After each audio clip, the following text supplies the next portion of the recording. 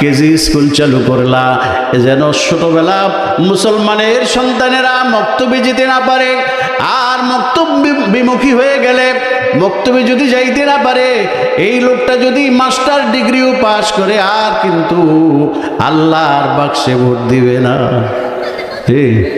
মসজিদেও যাবে না, মাদ্রাসাও দেখতে পারবে না, ওলামায়ে কেরামের বিরুদ্ধে কথা বলবে, শরিয়া আইনের বিরুদ্ধে কথা বলবে।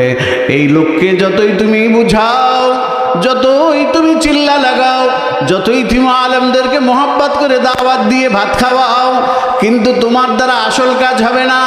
যখনই তুমি ভূতের ভিতরে যাইবা ভোট দেওয়ার লাইগা, তখনই তোমারে ভূতে ধরবো। কি বলেন? কিসে ধরবো? আমার আল্লাহ কয়, তুই মিথ্যা সাক্ষী দিলি, তোর দেশে যারে মন্ত্রী বানাইলি ওই মন্ত্রী হলো একটা আস্থা মিথ্যাবাদী। তুই যারে ভোট দিয়া সাক্ষী দিয়া বললি এই লোকটা ভালো, এই লোকটা আমানতদার, এই লোকের চরিত্র ফুলের মতো পবিত্র, আমি আল্লাহ পাক দেখতেছি তার অবস্থা বড়ই খারাপ, ওই লোকটার নাম জাহান্নামের লিস্টিতে আমার ফেরেশতারা উঠায় রাখছে।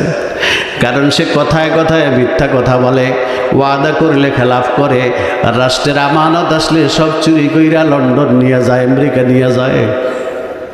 এমন একটা মানুষের পক্ষে তুই কেমনে সাক্ষী দিলি? যেই লোকটা তোর মহকুমা, তোর জেলা, তোর থানা, তোর দেশ শাসন করবে, যে সংসদে গিয়ে আইন পাশ করবে, ওই লোকটাকে তুই ভোট দিয়ে পাঠাইলি। যেই লোকটা নাকি কথায় কথায় মিথ্যা কথা বলে, অর্থ সম্পদ পাইলে লুটপাটে খায়, মানুষের সম্পদ চুরি করে বিদেশ নিয়ে যায়, এমন মানুষটাকে ভোট দিয়া তুই নেতা বানাইয়া আবার মনে মনে আশা করতেছো মরার পরে তোমারে জান্নাতে সেরসেরাইয়া নিয়ে যাইব।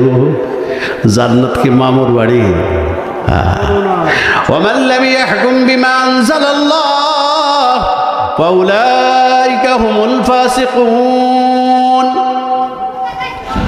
এক নম্বর ফতুয়া দিছে আল্লাহ পাক। ফতুয়া কে দেয়? আল্লাহ নিজে ফতুয়া দেন। সকল দুনিয়ার যত হাজার লাখ কোটি মুফতি আছে, সকল মুফতির মুফতি হলেন আমার আল্লাহ। বলতেছেন যারা নাকি কাফের হয় নাই কিন্তু ফাসেক থেকে খালি হইব না, কোরআনের আইন অনুযায়ী দেশ না চালাইলে এই দেশের সম্পদ কখনো রক্ষা করা যাবে না, দেশের সম্পদের মধ্যে বরকত হবে না, রাষ্ট্রীয় ব্যাংক উধাও হয়ে যাবে, দেউলিয়া হয়ে যাবে।